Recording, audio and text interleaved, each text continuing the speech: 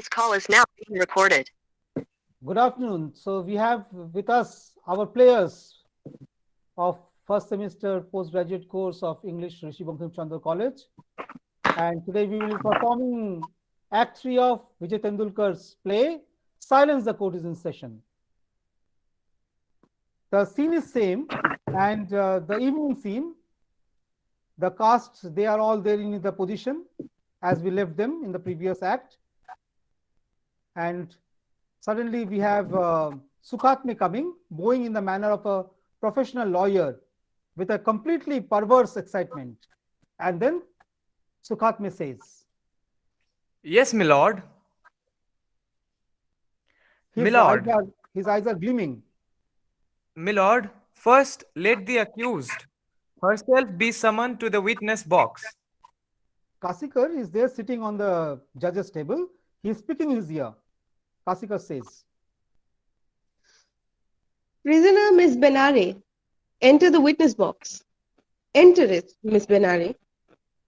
Benare keeps on standing where she is. Incredible. Such insolence in court. Usher Rokre, conduct the accused to the witness box. Rokre is frightened, trembling a little. Rokre says, me? So he's unable to unmute the mic and say, yeah. Me? Benare stands still, doesn't move. Mrs. Kashikar. Who is Mrs. Kashikar? Wait, I will take her. Do you need him? She starts pulling Benare along forcibly. Come on, Benare. So she puts Benare into the witness box forcefully. Benare's face reveals the terror of a trapped animal. Sukhatme. Sukhatme is looking at Benare as he puts on his gown ceremoniously. My lord, in consideration of the grave aspect which the case before us has assumed, it is my humble submission that if your lordship himself were to wear your own henceforth, it would appear more decorous. Exactly, Rokre. Give me my gown. So he puts on the black gown that Rokre unpacks and hands to him. After that, his gravity and dignity increases. Sukhatme, please.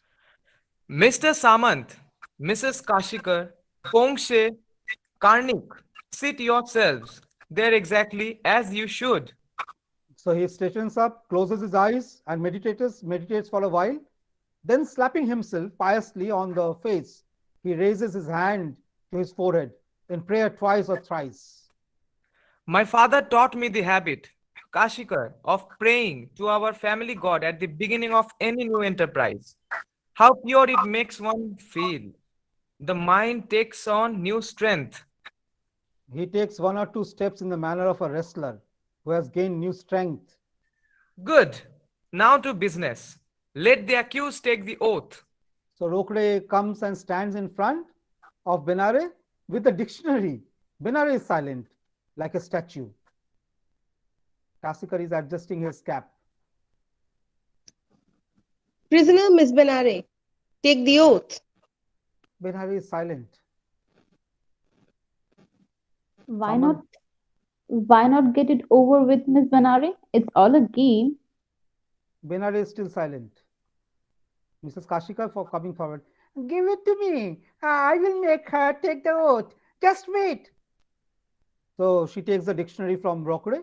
Benare, I say, I hereby swear to tell the truth, the whole truth, and nothing but the truth. Benare is still silent. Kashikar. This is the limit. Let's say she's taken the oath. Her hand was on the dictionary, so go on. Ask her what you want, Sukhatme. Prisoner Benare, the court hereby warns you.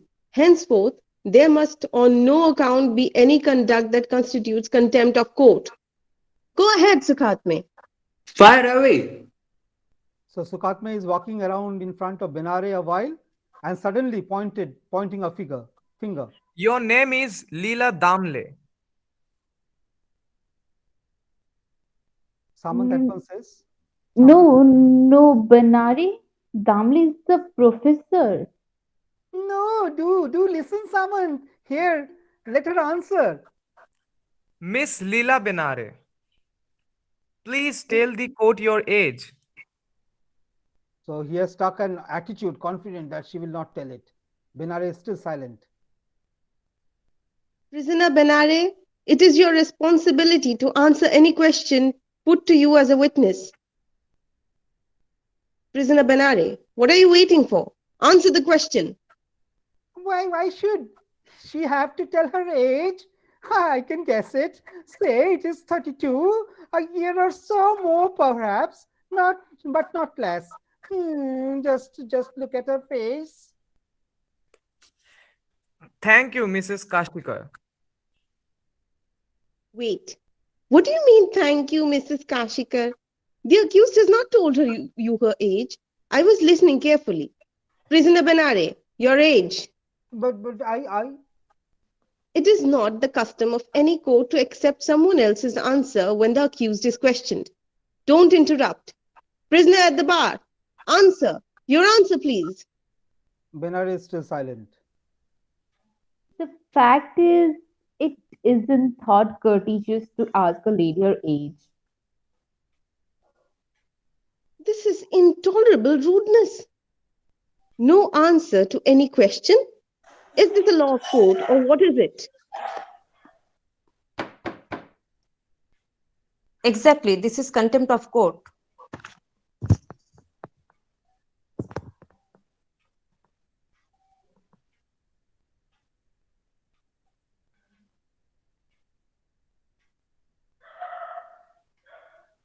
Kashikar says that we will have to take steps to deal with the prisoner's refusal to answer. This is a matter of court's dignity. The accused will be granted 10 seconds to answer. So Kashikar holds his watch in front of him. No nonsense, please, Sukatme says.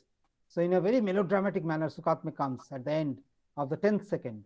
1, 2. My lord, I withdraw the question. The accused, by her silence, has as good as answered me.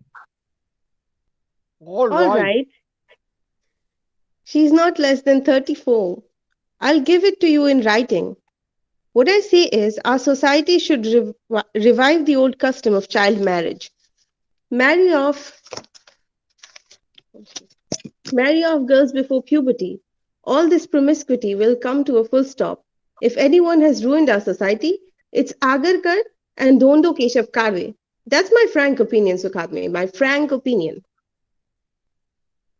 Sukatme with a lawyer-like bow. Yes, my lord. Rokde has meanwhile hastily written down Kasikar's sentence in his notebook. Benare is silent in the witness box and going behind Benare suddenly. Miss Benare, She starts jerking away from him. can you tell the court how you came to stay unmarried to such a mature, such an advanced age? Let me frame my question somewhat indifferently. How many chances of marriage have you had so far in your life? And how did you miss them? Tell the court. Answer him. So Mr. Kashikar takes out his watch, holds it in front of him. Lila Benare is still silent. This is really too much.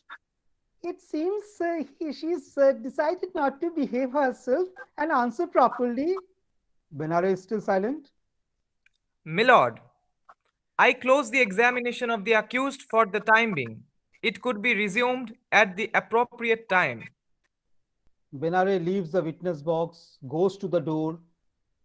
Unfortunately, the door is locked. Pokshe blocks the way, so she turns aside. By then, Mrs. Kashikar had caught hold of her and leads her to the dock. Kashikar. Next witness. Mrs. Kashikar, At once, Mrs. Kashikar eagerly enters the witness box, tucking her sari around, fussily as she goes. Look, that's eagerness for you. You've hardly called her and there she is. You needn't be like that. Hmm. I have already taken the oath. Benara and I, let's say we look it together, and of course I will tell the truth. Who is scared?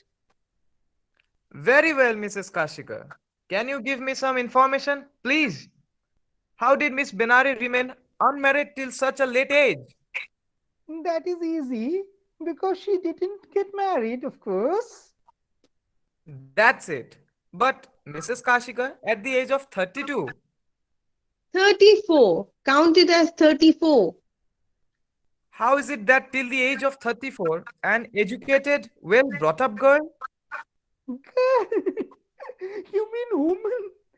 If you call her a girl, you would call me a young lady. All right, let's call her a woman then. But why isn't she married? Can you explain that? Damn the explanation. Anyone who really wants to can get married in a flash. You mean that Miss Benare didn't want to? What else? That's what happens, SD, when you get everything without marrying. They just want comfort. They couldn't care less about responsibility.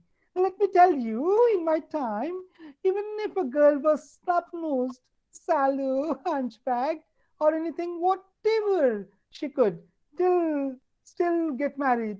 It is the sly new fashion of women earning what that makes everything go wrong. That's how promiscuity has spread throughout our society. Rokde is jotting it down to Rokde. I finished writing. Then she addressed Sukhatme. Go on, ask me more. You said that this is what happens if you get everything without marrying. Yes, I did. What do you mean by everything? Give me an instance. Well, really, Come on. Don't pretend to be shy at your age. Just answer his question. You've grown old, but you haven't grown any wiser. my age has nothing to do with it. Answer him. Everything means everything in this life. Don't you feel that to say this about the accused might be unjust? I don't think so. We see too many such examples. Forget about the others. Have you any proof where Miss Binari is concerned? Any proof? Tell me if you have. What better proof? Just look at the way she behaves. I don't like to say anything since she is one of us. Should there be no limit to how freely a woman can behave with a man, an unmarried woman, no matter how well she knows? Look how loudly she laughs, how she sings, how she dances, cracks jokes, and wandering alone with how many men day in and day out. Mrs. Kashikar, at the most one can say all this shows how free she is. Free? Free? Yes, she's free, all right. If everything, I shouldn't say it, but since it has come up in the court, I will. Hmm, Just, just hold this a minute. She puts her knitting into Sukatme's hands. Why must she have a Professor Damle and Damle alone to see her home after performance? Tell me that. Benare is deliberately silent. Sukatme again brightening up. I see. So Miss Benare needs Professor Damle to see her home after a performance. Foxe and Karnik, they are signaling to each other. What else? Once my husband and I, it was just last September, wasn't it, dear? No prompting the witness. You say what you want. Yes, it was September. We both, come, we will drop you. Since she was to go home alone. But she very slyly went off with Damle. We looked for her, but she vanished. Sukatme in a lawyer's voice, sounding pleased. Peculiar. And just a while back, she was protesting. It's a lie. It's a prosecution.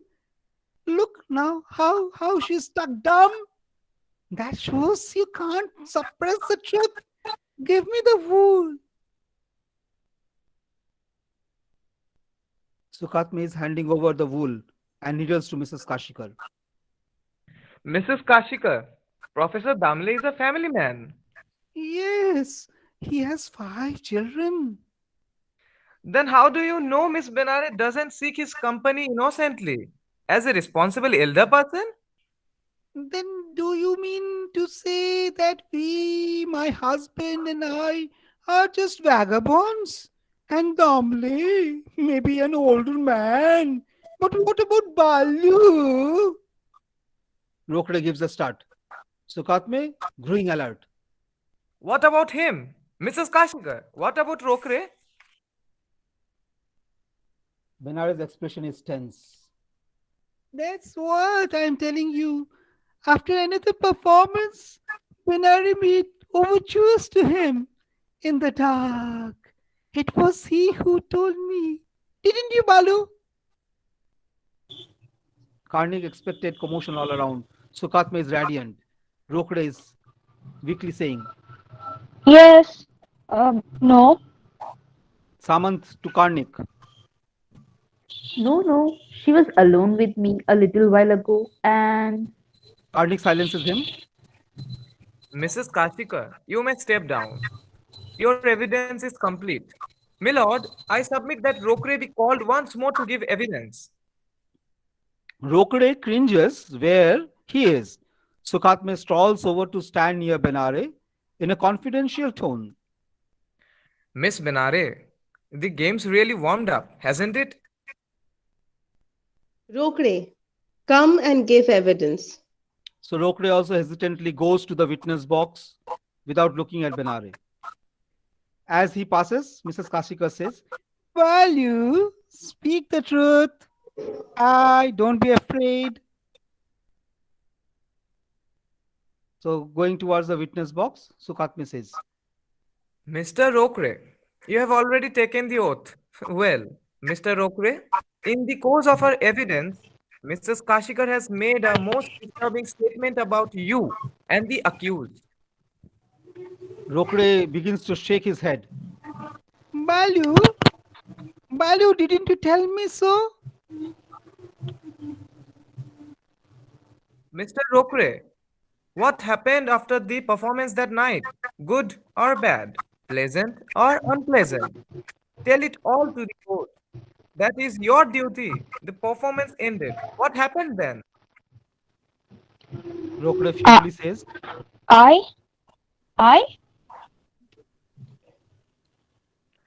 After the performance, all of us left the hall. Then, And only these two remained behind. Then it seems she took his hand.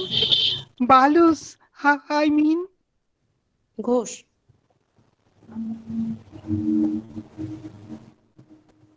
and then, what did she do then, Rokre? What more did she do? What next? I will tell you. I will tell you. No, you won't. Let him tell it. Don't interrupt all the time. Yes, Mr. Rokre, tell it bravely. Don't be afraid. Afraid. Why should he be? There's some law and order here, isn't it? Isn't there? So Rokde takes stock of the situation. Then, realizing he has enough protection against Benare, he plucks up courage and bravely Rokde says, She held my hand. Yes, So then, I said, this isn't proper. It's not proper. I I don't like this at all. It doesn't become you. That's a mistake.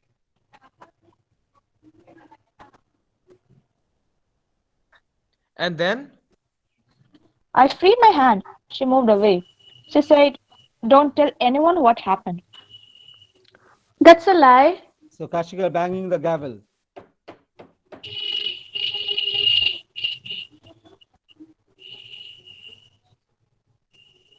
Order! The accused is sternly reprimanded for disturbing the proceedings of the court. Continue, Rokre. Continue. If you tell anyone, I'll do something to you. That's what she said to me, Anna. what did this happen, Mr. Rokre? 8 days ago, when we had our show at Dombivli. Lord, this means that the accused committed an outrage in a lonely spot. On a boy like Rokre, younger than her, almost like her youngest brother. Not only that, but she threatened him with consequences. If the matter came to light, she tried to cover up her sinful deed. But the truth will come out. So, Rokre, the accused threatened to harm you somehow. What next? What happened then? So Rokre is unconsciously raising one hand to his cheek. Rokre I slapped her. What? How melodramatic. Yes, I said. What do you take me for? Do whatever you like. I won't stay quiet about this. That's why I told Mrs. Kashikar. Yes, that's why. Go on. Tell her everything, Rokre. Don't tell anything to me. Rokre I'm sorry, indifferently. Anna. I'm sorry, Anna. I was wrong. I thought in any case you did find out from Mrs. Kashikar here. I mean, so I What happened next? Okay, next. then nothing. That's all. Can I go? Yes, Mr. So takes a scrap of paper out of his pocket, writes on it, muttering aloud, 8 days ago, the performance at Dombivli. Rokre hastily leaves the witness box and stands at a distance, wiping the sweat from his face. His expression is calm and satisfied. Mrs. Kashikar says, "But what did you hadn't told me this last bit, Palu, about slapping her?" Impossible. I can't believe it. There is a pronounced excitement in the air. Pokshe, on his seat, puffing hard is at his pipe. Pokshe says, Sukatme, my evidence now. Call me as a witness. Call me now. his gaze is on the hapless Benare. His tone is impatient. He says, "Just call me, Kashikar." Sukhatme, call Pokshe. Let's hear him. Call him now. Let's hear him once and for all. Mr. Pungi to the witness box. Next witness, Mr. Pongshe. So Pokshe then enters the witness box and Pokshe says, Shall I take the oath again? I hereby place my hand upon the Oxford English Dictionary and swear that I. It's understood. Sukhatme, proceed. Mr. Pongshe, the accused, Miss Benare. so gazing at Benare, Pokshe says, Is what I have something important to tell you about? Benare stiffens while where she is. Pokshe says,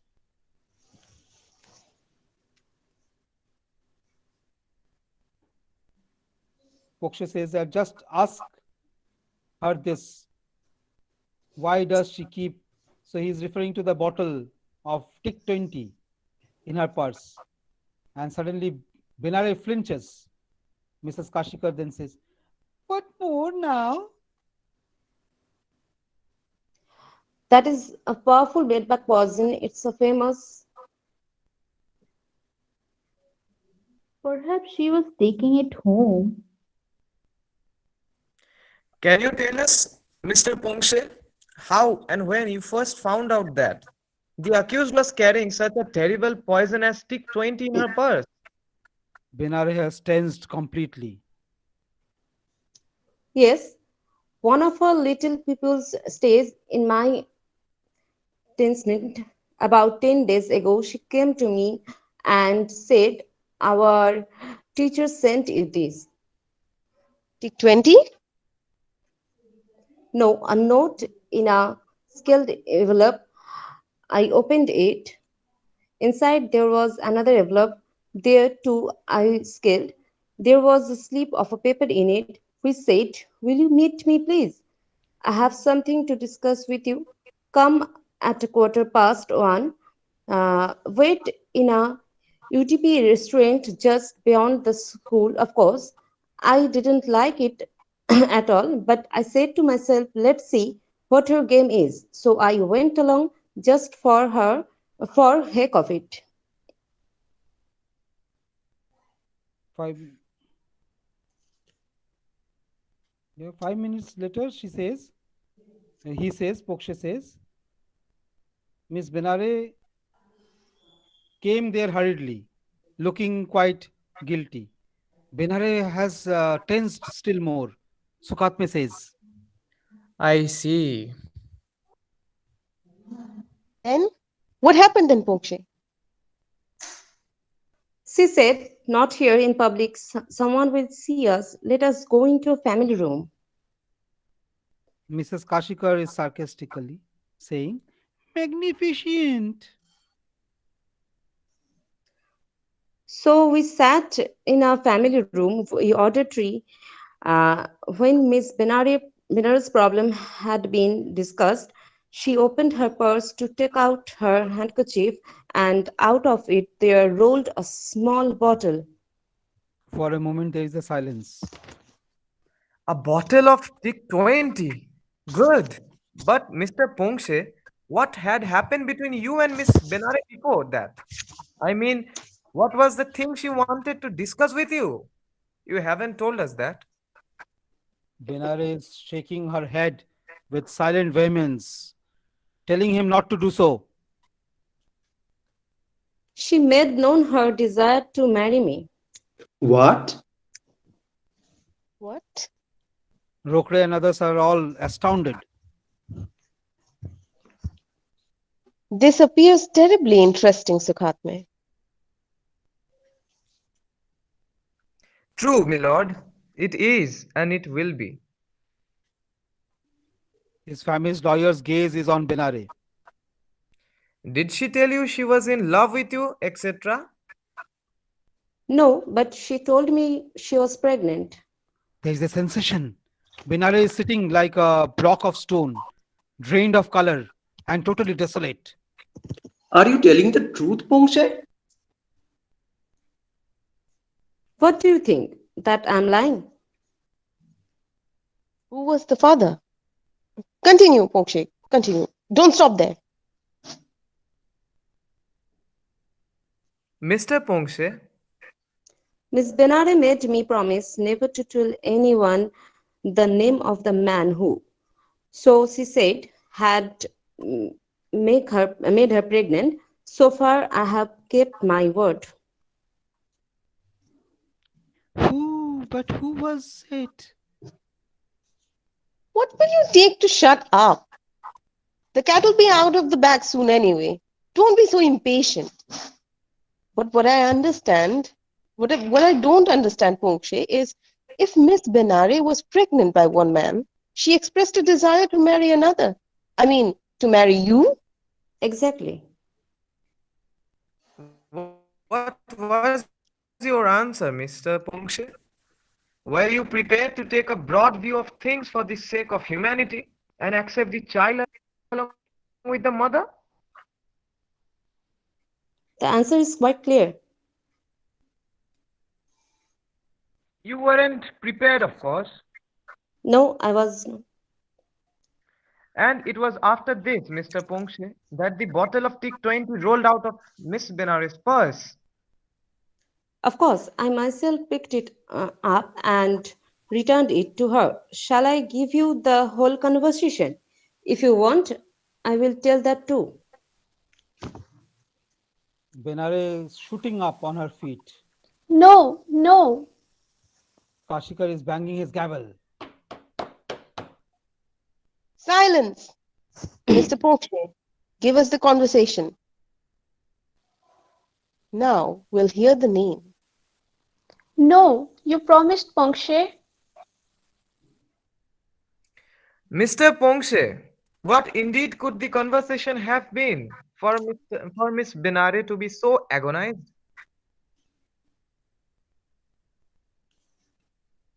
Tell us, Poche. Don't wait. Tell it quick. This is a matter of social importance. But she won't like it. Who is the judge here, Poche? Since when has the question of accused likes and dislikes been admitted in court? When? I say to you, continue. Benare coming in front of Pokshe. Pongshe. Order! The accused to the dock. To the dock. Rokre, conduct the accused to the dock. Rokre moves forward a little and halts. Just to tell it one, you will see, Pongshe. Prisoner at the bar, go to the dock. Rokre, take her to the dock. Mrs. Kashikar coming forward and grasping Benare's hand. Hey, first stand over there. Come on, Rokre. Rokre, hold her hand. Rokre lingers behind him. Come, Benare, come on. She drags her to the dock. Mrs. Kashikar and Rokre stand guard. Discipline means discipline. Speak, Mr. Pokshe. What was your conversation about? Where's my epic? Go on, Mr. Pokshe. What was it about?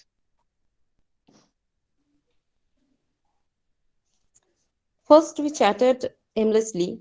Shukatsme is a good man, but he's smothered by ill luck, poor chap. His practice is poor. He just sits in a barrister's room playing patience. They say it's well known that if you take your care to him, it's jail for certain.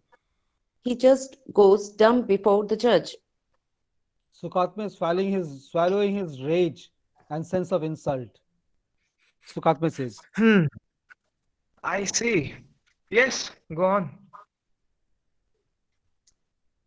Kashkar torments poor Rokre because he constantly suspects an conjoinment between him and his wife because they have no children, you see. Is that what she said? So highly offended, she looks daggers at Benare. Mr. Go Kashikar on. is pricking his ear vigorously. Mr. Go Kashikar. on. Tell us more, Pokshe. After some talk of this matter, we come to the real issue. Wait, what did she say about me, Pongshe? Nothing. She must have said something, that I'm a rotten actor or something. I know what she thinks of me. I know it well. She asks jokingly, well, are you fixed up somewhere? So I said, unless I find someone just to my taste, I'm not interested in marrying.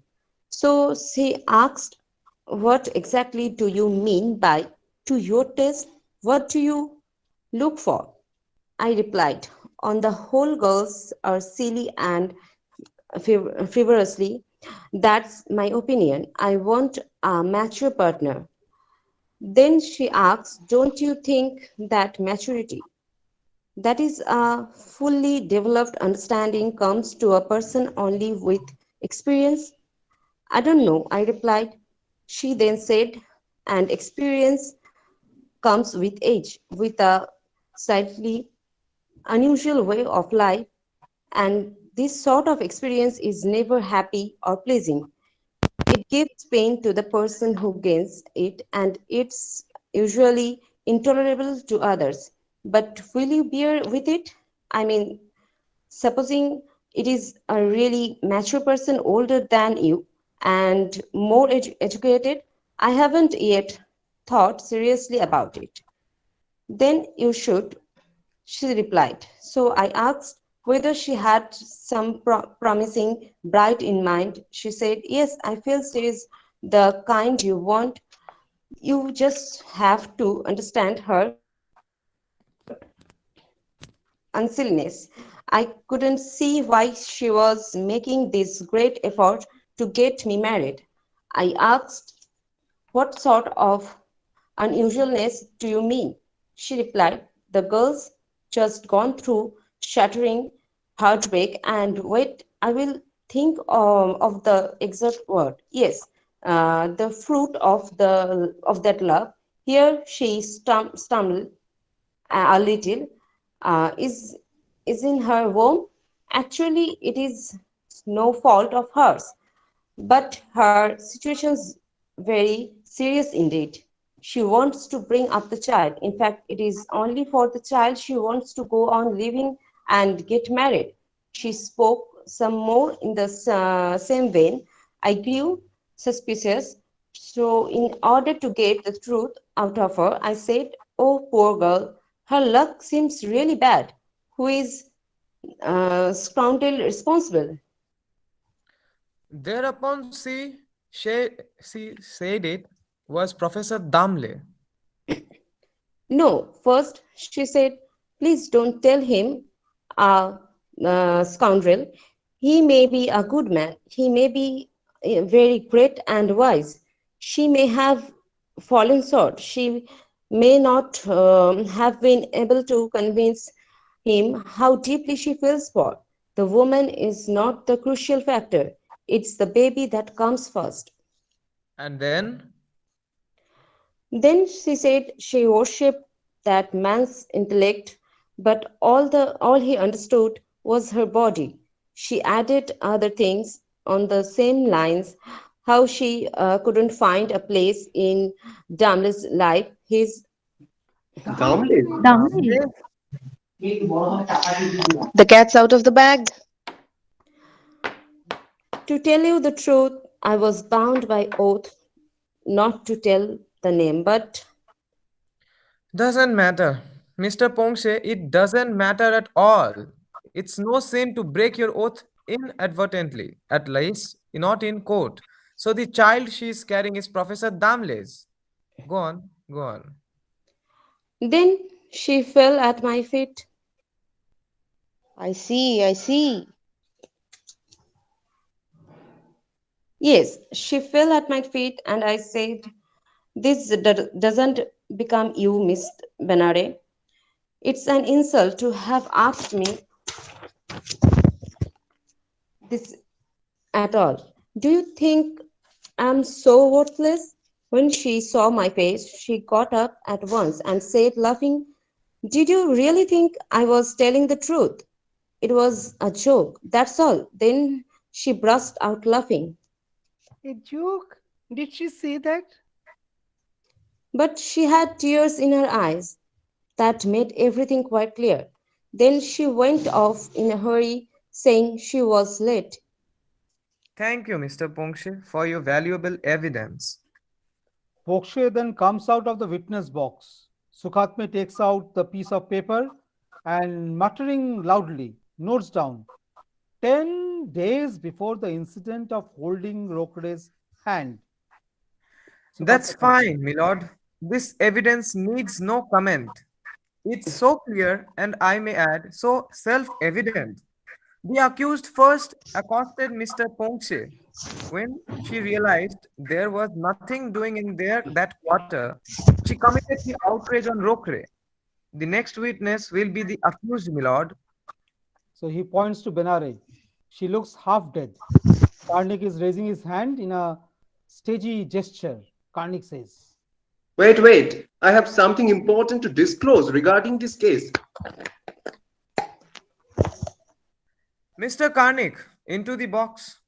Okay, Mr. Karnik then walks theatrically into it.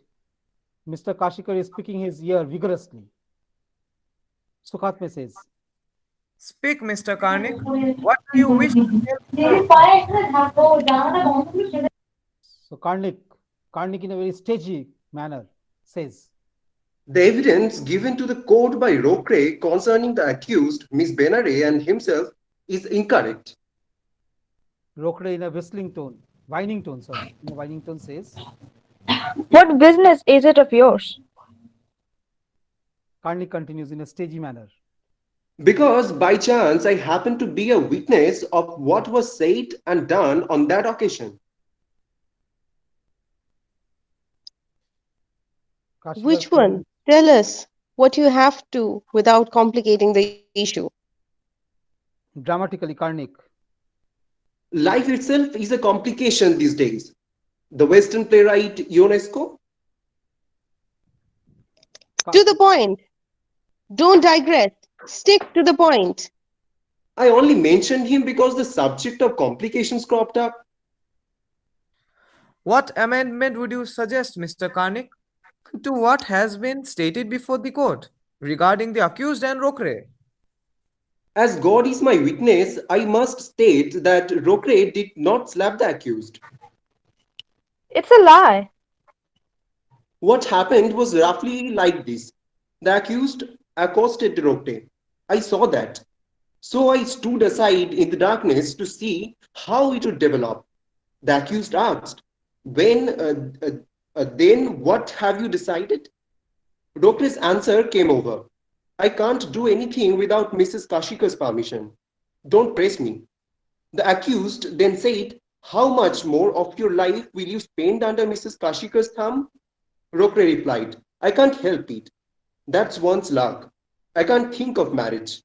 The accused said to him, think again. I will support you. You won't lack for anything then. You won't have to fear Mr. and Mrs. Kashikar.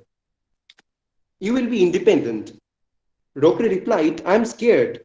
And if I marry you when you are in this condition, the whole world will sling mud at me. No one in my family has done a thing like that. Don't depend on me, or else I will have to tell Mrs. Kashikar. Upon this, the accused, in a rage, It's a lie. struck Rokre in the face. Rokre's hand has unconsciously gone to his face. It's a lie. A barefaced lie. Mrs. Kashikar is glaring at him. Sukhatme Thank says, you, Mr. Karnik. This means that it is true the accused was pressing Rokre to marry her. The only difference in what you say is about who slapped whom. Not just what I say, but what I saw. That's so, Mr. Karnik. so showing him the way out of the witness box. I have Sukhatme, something more to say. If it isn't anything useless and irrelevant, let's hear it. No complications. Milord, Order! What do you think you are? A lawyer? Just say your lordship, like any other witness. your lordship, That's it. That's the way. Speak, but no complications. We want everything straight and simple.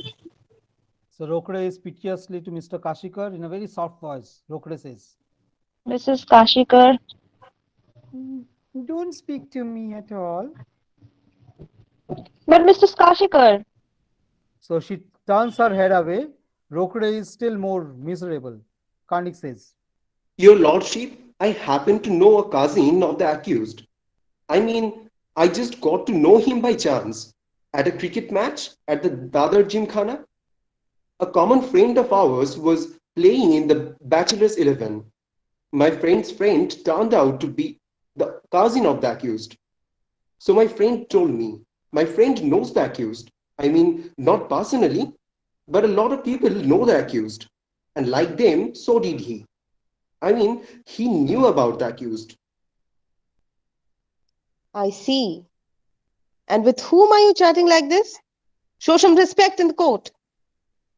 so Karnik is striking the attitude of respecting the court and in a dramatic manner says, Yes, well then, the cousin of the accused and I, we had just met.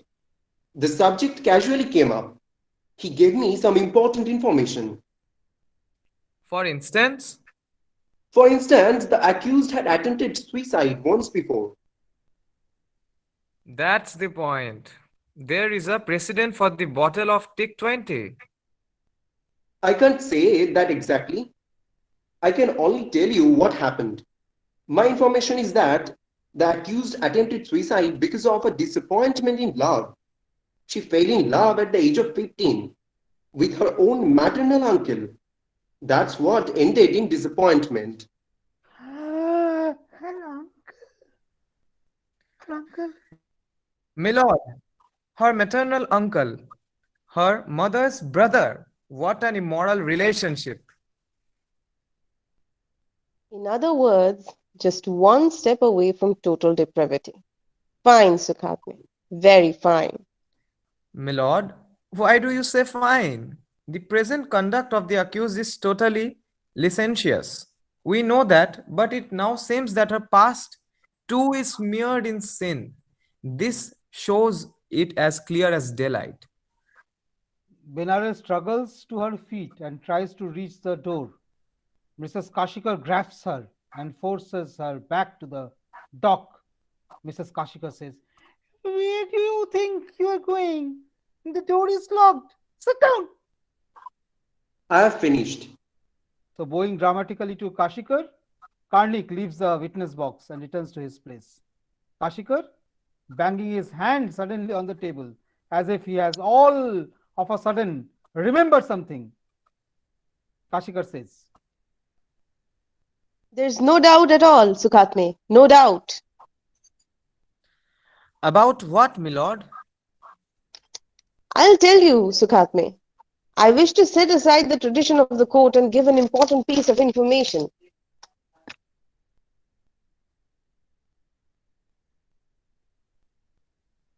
Sukhatme Milord? is surprised, yes.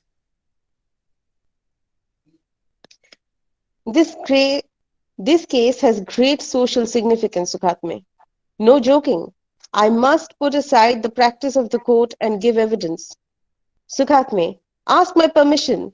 Ask me, ask. Milord, considering the importance of the case, I humbly submit that tradition should be broken to allow the judge's worshipful self to enter the witness box. Permission granted. So Kashikar comes and stands in the witness box and says, Examine me. Come on.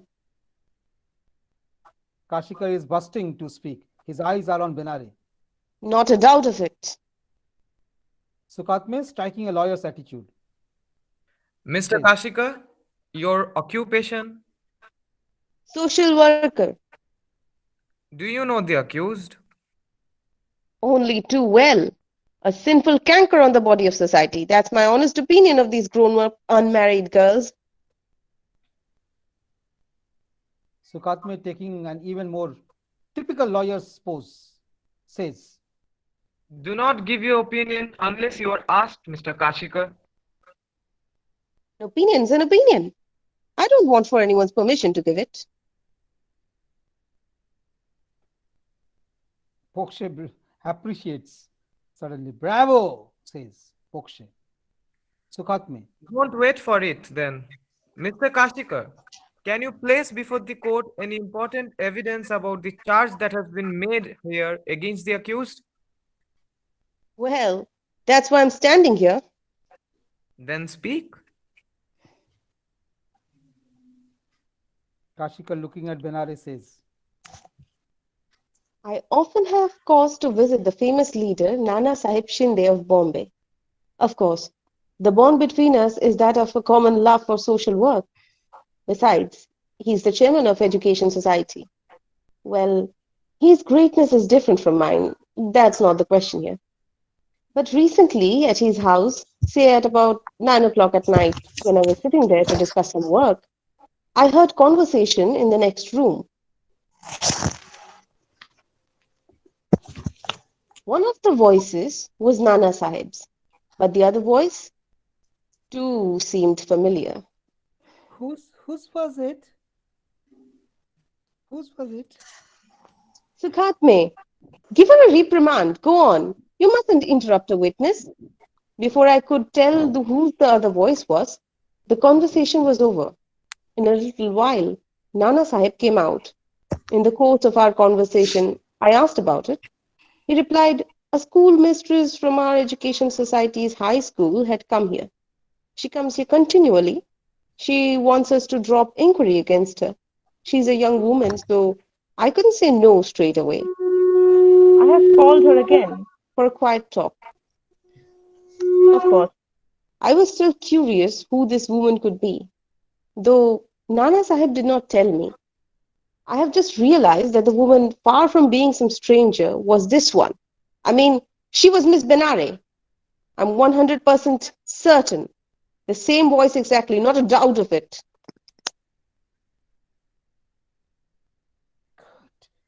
Gracious. Ask me, Sukhatme, how I'm so certain? This very morning, I took over a garland of flowers to Nana Sahib's house, as it's his birthday. There, Nana Sahib was talking angrily to someone on the phone. It is a sin to be pregnant before marriage. It would be still more immoral to let such a woman teach in such a condition. There is no alternative. This woman must be dismissed, he was saying.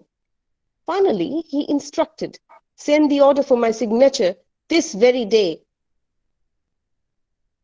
Benare is Now, shocked. now, who else comes to your mind? Tell me. I say it was Miss Benare.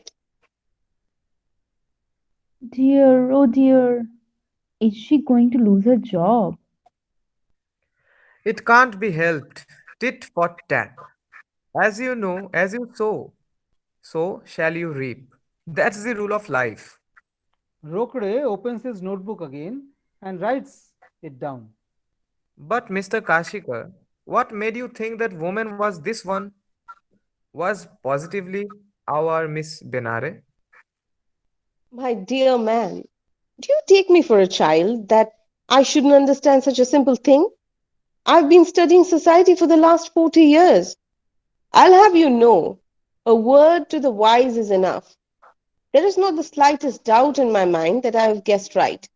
It was definitely Miss Benare. Just see whether or not she gets the order tomorrow. That's all. Order for dismissal. That's all I wanted to record here. So Kashikar leaves the witness box and seals himself on the judge's chair once again. The prosecution may continue. A small bottle is in Benare's hand. Just as she is about to put it to her mouth, Karnik dashes towards forward and strikes it away. The bottle rolls towards Pokshe's feet. Pokshe picks it up and looking at it, then putting it on the judge's table. Pokshe says, Titki 20. Samant is shocked. Kashikar looks at the bottle and takes charge of it. Kashikar says, The prosecution may continue. With this last and most important piece of evidence, the testimony for the prosecution is complete. Milord, the case for the prosecution rests. he goes and sits down in his chair as if exhausted. Mr. Kashikar, with all the gravity of a judge, says, Counsel for the accused. Sukhatme, who is playing the double role, goes and sits with the lowered head on the stool, reserved for the counsel for the accused. And Kashikar says, Call the witnesses for your side. Sukhatme, getting up with a gesture of a tired man, makes a lawyer-like bow and is in equally exhausted tones. Sukhatme says, Yes, Milord. Our first witness is Professor Dangle. Rokre is acting the usher. Damle, Professor Damle. Then to Professor Kashikar, Damle is absent. Next witness, please. Our next witness is Nana Sahib Shinde. Absent. How could he come here? Next. The other member of this group, Mr. Raute. He's absent too. All those. Are those all the witnesses for the defense? I wish to cross-examine the witness for the prosecution, my lord. Permission refused. Take your seat. The case for the accused rests. So Sukhatme goes and seats himself on the stool kept for the counsel for the accused. And Kashikar is spitting out something. And then Kashikar says, Good.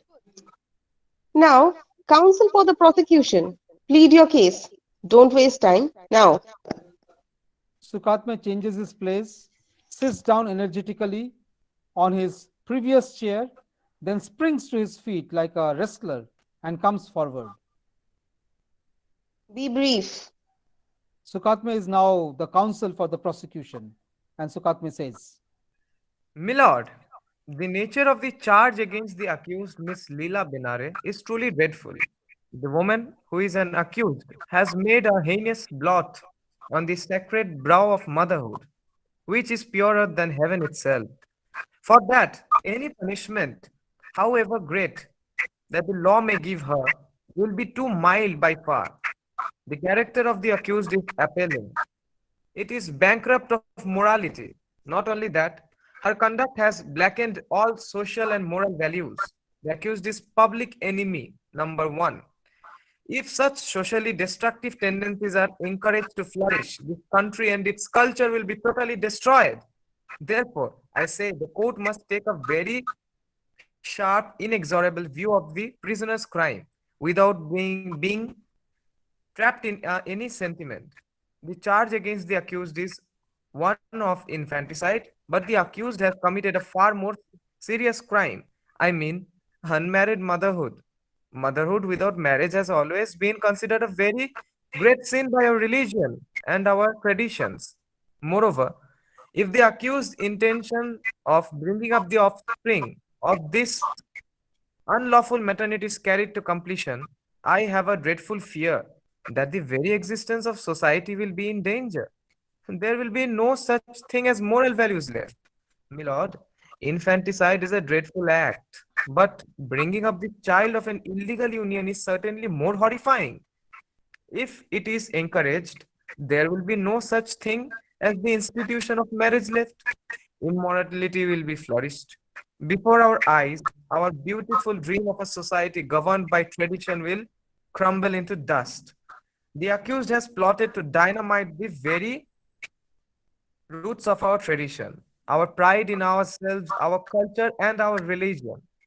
It is the sacred and imperative duty of your lordship and every wise and thoughtful citizen amongst us to destroy the plot at once. No allowance must be because the accused is a woman. Woman bears the grave responsibility of building up the high values of society. Na stri swatantraya marhati. Woman is not fit for independence.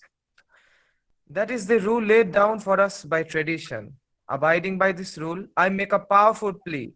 Na Miss Benare, Swatantriya Marhati. Miss Benare is not fit for independence. With the urgent plea that the court should show no mercy to the accused, but give her the greatest and severest punishment for a terrible crime. I close the argument for the prosecution. Good. Counsel for the accused. The accused's lawyer.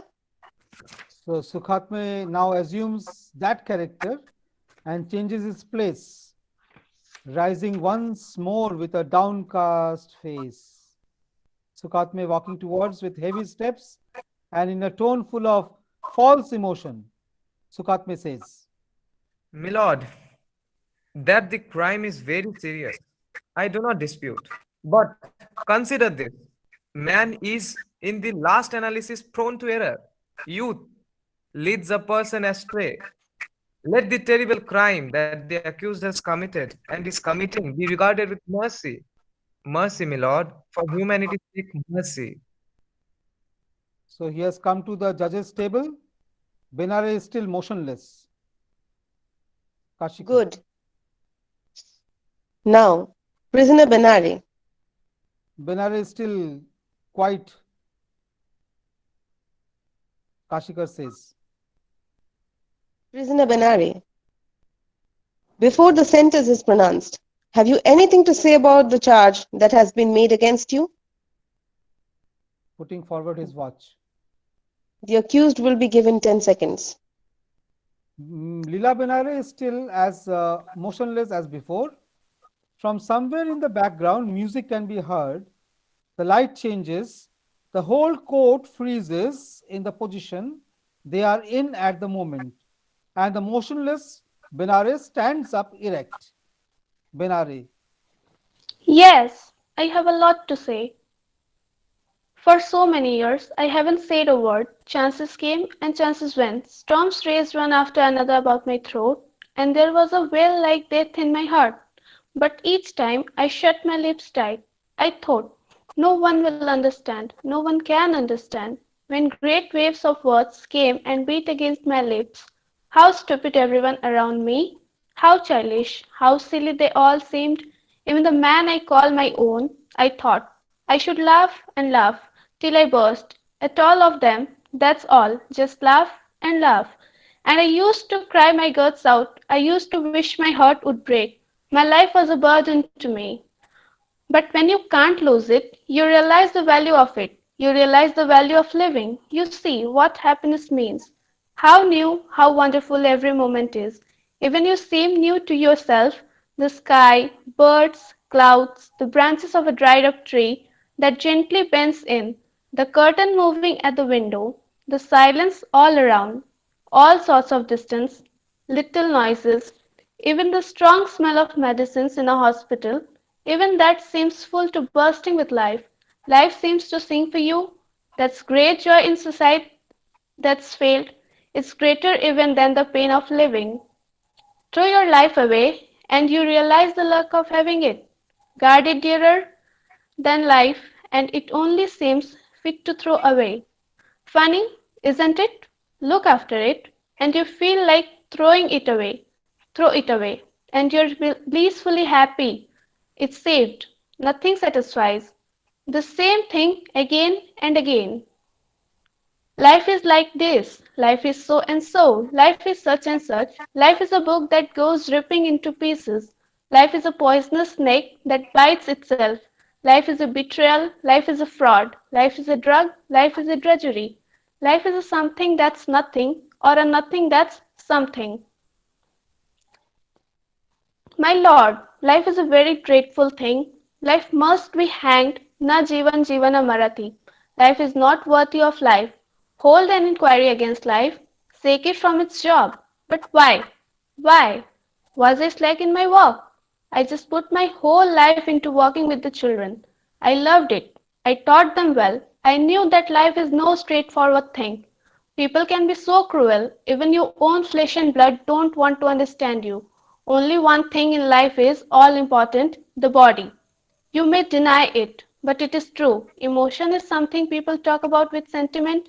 It was obvious to me. I was living through it. It was burning through me. But, do you know, I did not teach any of this to those tender young souls. I swallowed that poison, but didn't even let a drop of it touch them. I taught them beauty. I taught them purity. I cried inside and I made them laugh. I was cracking up with despair and I taught them hope. For what sin are they robbing me of my job, my only comfort?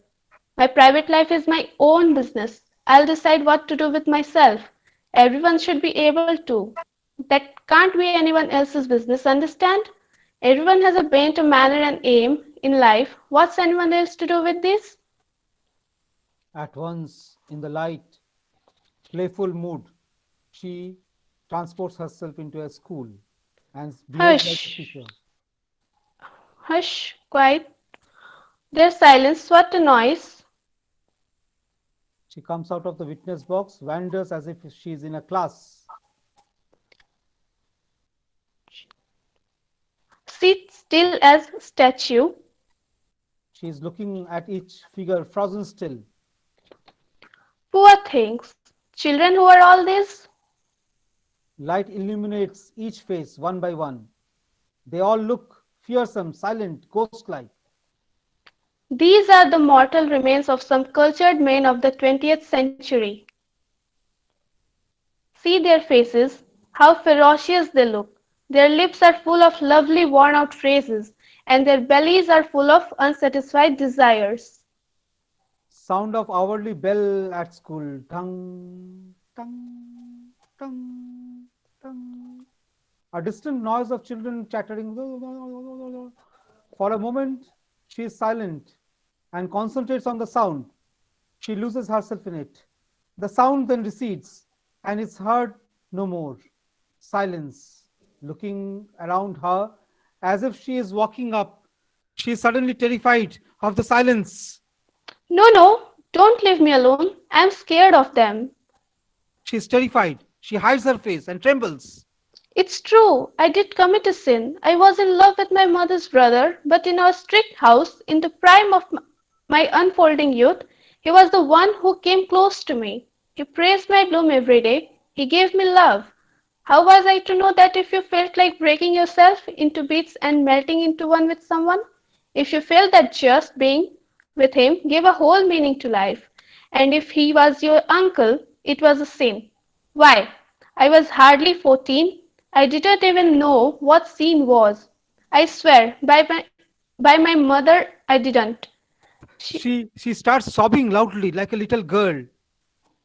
I insisted on marriage so I could live my beautiful, lovely dream openly like everyone else. But all of them, my mother too, were against it, and my brave man turned tail and ran. Such a rage! I felt such a rage against him then. I felt like smashing his face in public and spitting on it. But I was ignorant. Instead, I threw myself off a parapet of our house to embrace death, but didn't die. My body didn't die. I felt as if feelings were dead, but they hadn't dead either then. Again, I fell in love as a grown woman. I threw all my heart into it. I thought this will be different. This love is intelligent. It is love for an unusual intellect. It isn't love at all. It's a worship. But it was the same mistake. I offered up my body on the altar of my worship, and my intellectual God took the offering and went his way. He didn't want my mind or my devotion. He didn't care about them. He wasn't a God. He was a man for whom everything was of the body. For the body, that's all. Again the body. This body is a traitor. I despise this body and I love it. I hate it, but it's all you have. In the end, isn't it? It will be there, it will be yours. Where will it go without you? And where will you go if you reject it? Don't be ungrateful. It was your body that once burnt and gave you a moment so beautiful, so blissful, so near to heaven. Have you forgotten? It took you high, high, high above yourself into a place like paradise. Will you deny it? And now it carries within it the witness of that time, a tender little bud of what will be a lisping, laughing, dancing little life. My son, my whole existence. I want my body now for him alone. She shuts her eyes and mutters in mortal pain. He must have a mother, a father to call his own, a house to be looked after. He must have a good name. The evening has set in. There is total darkness. Then light. The loud ticking of a watch. Binare is motionless in the dock as before. The others are all in their places. Mr. Kashikar, lowering the hand which holds the watch in front of him. Mr. Kashikar says, The time is up. The accused has no statement to make. In any case, it would be of no use. The cup of a crime is now full. Now, the judgment. Rokde, my wig, please. Rokde hurriedly unpacks it and hands it to him. Kashikar puts it on, and with all the grandeur of a solemn ritual, he says, Prisoner Miss Benare, pay the closest attention. The crimes you've committed are most terrible. There is no forgiveness for them. Your sin must be expiated. Irresponsibility must be chained down. Social customs, after all, are of supreme importance. Marriage is the very foundation of our society's stability. Motherhood must be sacred and pure. This court takes a serious view of your attempt to dynamite all this. It is the firm opinion of this court that your behavior puts you beyond mercy, and what is more, the arrogance with which you conducted yourself in society, having done all these things, that arrogance is the most unforgivable thing of all. Criminals and sinners should know their place. You have conducted yourself above your station. The court expresses its indignation at your presumptuousness. Moreover, the future of posterity was entrusted to you. This is a very dreadful thing. The morality which you have shown through your conduct was the morality you were planning to impart to the youth of tomorrow.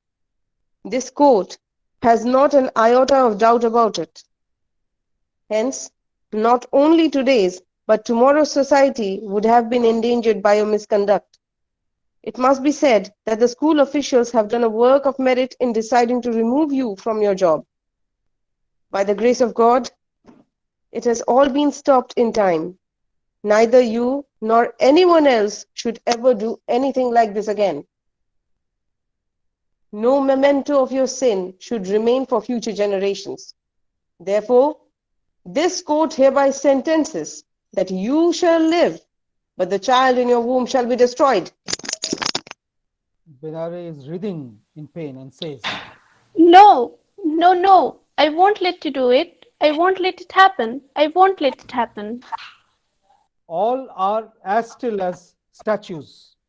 Binare comes sobbing to the stool of the defense counsel. There she sits down, half fainting. Then, in paroxysms of torment, she collapses with her head on the table. Motionless, stifled sobs come from her. There is total silence. By now, it is quite dark in the hall. There is a noise of someone opening the door. All start and look towards it. The door quietly opens little by little. A line of light comes in through it. 2 or 3 faces come around. The first face, looking curiously at everyone in the hall. Has the show begun? The living courtroom? Everyone is startled to the realization. Consciousness dawns afresh. Someone puts out the light. Everyone quickly returns to the normal. Someone getting up and going forward. Someone says, Oh, no, no, no, not now. But it will soon, please. But please wait outside. Come on, 5 minutes, come on. he takes them out somehow. Karnik says, Well, it's really late, you know. Goodness, I just didn't realize the time. What's the time? It's quite dark. Rokde, it's your job to look after the timings of the show. What were you doing all this time, useless fellow? Let him be, Kashika. We had some good fun. It's like fighting a real show. Come on. Get ready quickly, everyone. Come on. I'm always ready. So Pokshe points to Binare. They are all arrested, silent, serious. Sorry. They gather round the motionless Binare. Mrs. Kashikar, she is stroking the garland in her hair and she says, She is taking it really to heart. How sensitive the child is. You're telling me she's taking it too much to heart. After all, it was. Just a game.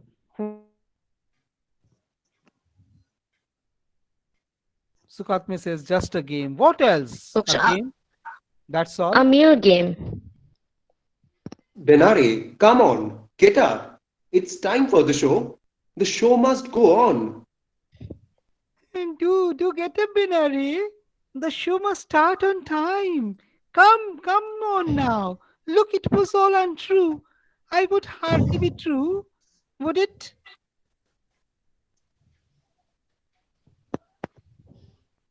Samant has entered and Poksha says, Samant, please arrange for some tea. The lady needs some tea. Yes.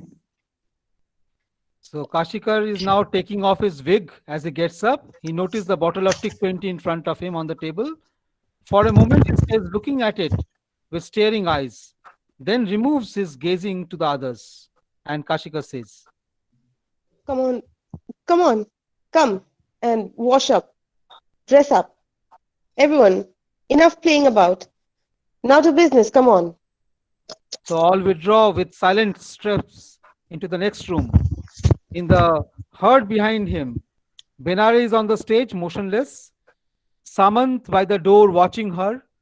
Embarrassed, he comes diffidently in from one side and quietly picks up the bright green cloth parrot that he has put there earlier from the luggage on the dais.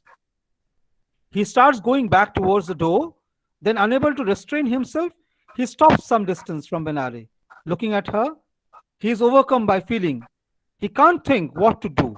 He calls out indistinctly, Miss! But she does not hear. He is even more embarrassed. Since there is nothing else he can do, gently, affectionately, and with great respect, he puts the green cloth parrot in front of her from a distance. Exit. Benare feebly stirs a little, then gives up the effort. The bright green parrot is near her. From somewhere unseen, her own voice is heard singing softly. When I was a girl of 14, fell in love with my nearby king. In my house, in my youth, he was my praise my work. As her own voice is heard from the background, Miss Benare gets up and sings the song. Miss Benare. The parrot to the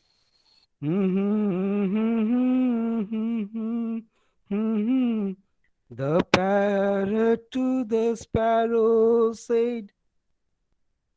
Repeat. All together. The parrot to the sparrow said.